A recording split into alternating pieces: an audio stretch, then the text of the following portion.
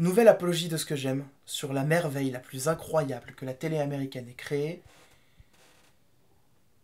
depuis qu'il y a une télé.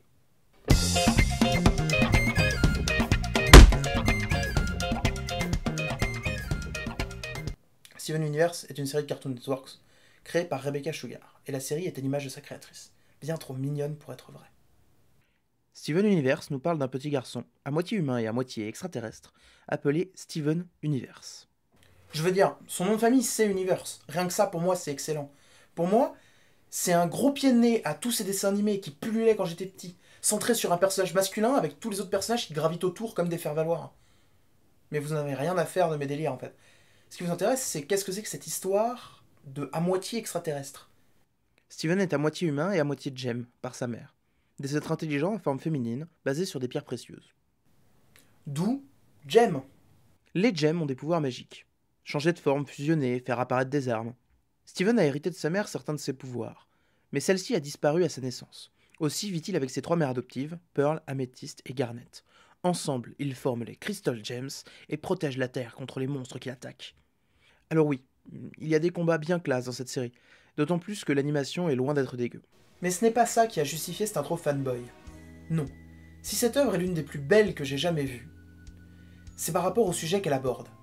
Pêle-mêle, la famille, l'entraide, la jalousie, l'amour, l'amitié. Ça parle de relations non hétéro, du genre, de ses marqueurs. Et plus, tellement plus. Et si j'éprouve un amour si profond pour cette série, c'est parce que tous ces sujets sont abordés avec une telle justesse. Les messages sont toujours positifs et non problématiques. Et ça, dans un produit américain, c'est plutôt rare. Prenez Steven par exemple. Il est gros, joyeux, il aime le rose, danser, chanter, il a pas peur de pleurer. Et il évolue. S'il apporte à son entourage sa bonne humeur et son optimisme, s'il en est bien souvent le centre, en tout cas de son entourage proche, il va aussi se remettre en question, vis-à-vis de lui-même et vis-à-vis de ses relations avec les autres. Les Crystal Gems à côté sont extrêmement développées aussi. Chacune a un caractère unique, chacune a une relation au monde différente. Elles avaient toutes une relation particulière avec Rose Quartz, la mère de Steven, ce qui se traduit en une façon à elle d'aimer Steven. Tenez, un autre exemple de la qualité des personnages. Connie, la meilleure amie de Steven. Elle est volontaire, combative, décidée. C'est elle qui va donner le goût de la lecture à Steven, par exemple. Et c'est elle qui, de son plein gré, va plonger dans le monde des Crystal Gems, plein de magie et de combat. Sa relation avec Steven est juste magnifique. Un reproche régulièrement fait à la série, c'est de mettre du temps à démarrer. Et c'est vrai que les premiers épisodes sont un peu décousus et semblent dénués d'une intrigue commune. Mais je parlais plutôt des dessins animés de mon enfance. Il y en a pas beaucoup qui ont une intrigue qui s'étale sur plus de 2 épisodes. Là, plus la série avance et plus les éléments anodins du début prennent sens. Rien dans cette série n'est laissé au hasard et ça se sent. Tous les petits éléments ont une importance, tous les personnages ont une histoire et leur moment de gloire, même ceux du fond. Je pourrais parler de l'intrigue et d'à quel point les persos sont fabuleux encore longtemps, mais je me rends compte que je n'ai pas encore parlé d'une composante importante de la série. Ses chansons. Car oui, dans Steven, ça chante et ça chante bien.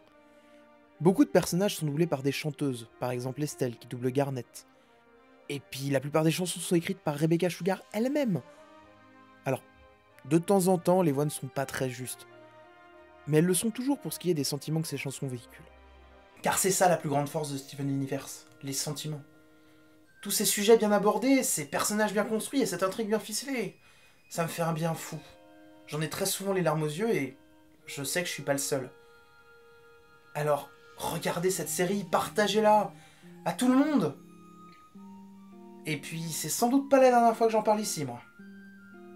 Merci d'avoir regardé, et à la prochaine.